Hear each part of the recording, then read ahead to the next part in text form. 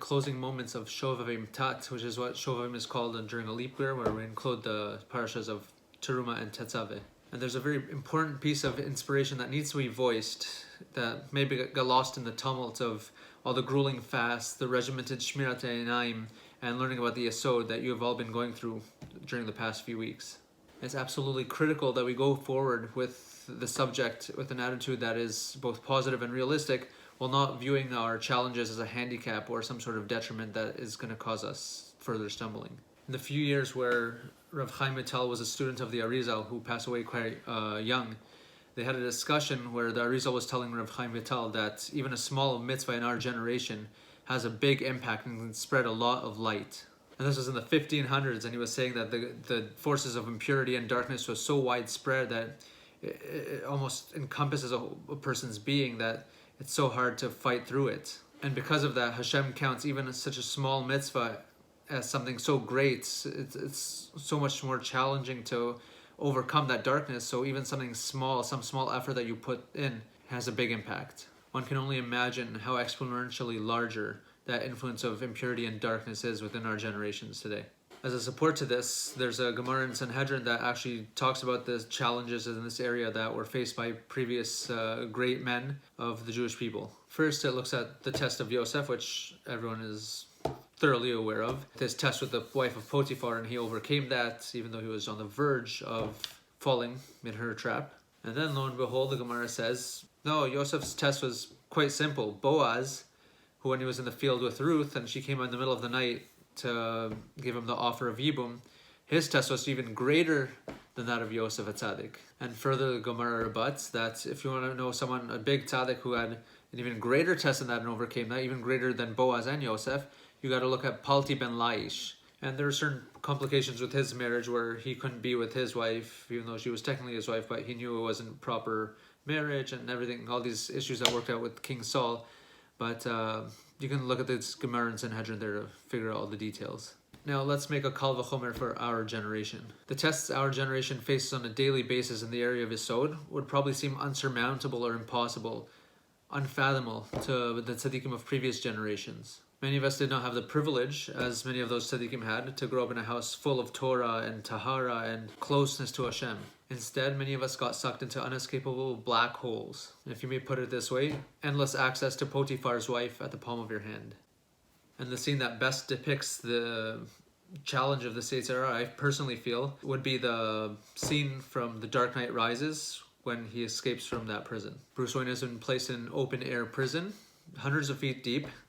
Sounds very similar to the prison that Yosef was thrown into, the Bor. He contemplates and attempts an escape, just like many of us have in the past from this Yetzer Hara. He attempts escapes, but he's tethered to the idea that he will most likely fail. He says the leap to freedom is not about strength. My soul is as ready to escape as my body. So he takes a rope to secure him from death. After failing and injuring himself, a fellow inmate tells him that to succeed in his climb, he needs to go untethered. He needs to firmly believe in the cause he is fighting for and put his life in the hands of this cause. I fear dying in here while my city burns. There's no one there to save it. Then make the climb. Without the rope.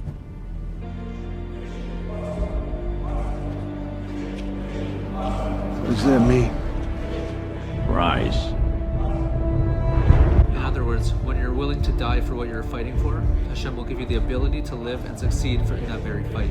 Wayne takes this to heart and tries again, untethered. A fall will mean certain death, but he succeeds, overcoming the fear of death, climbing out of the prison walls, from whose escape is impossible by 99.99% of mortal men.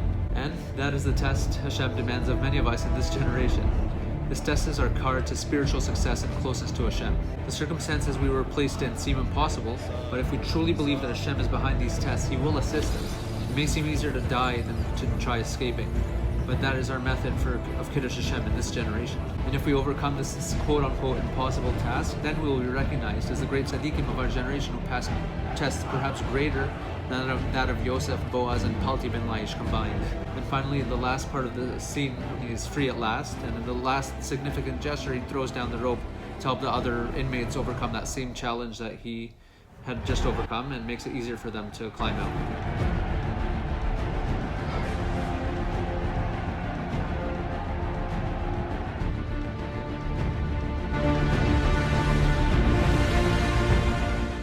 I think there's a very great spiritual parallel to this act in the scene where when one of us comes out, we have to realize that all of the Jewish people are connected, and when one of us makes it out, they make it easier for other Jews to climb out of that same pit that they were once in. So in conclusion, the take-home message of this video is that we are great, and Hashem wants us to recognize that greatness within us. And that is why the challenges in the area of Yesod seem so damn impossible in this generation. But at the end of the day, you have to just realize that Hashem is the one behind these tests, and he is our tether, and he's the one who's going to help us get out of this prison that we've been placed in. So I hope everyone had a productive Shovavim, and I'm wishing you all the best in preparation for Purim. And we'll see you next time on Bnei HaNeviim. There's time, but no time to waste.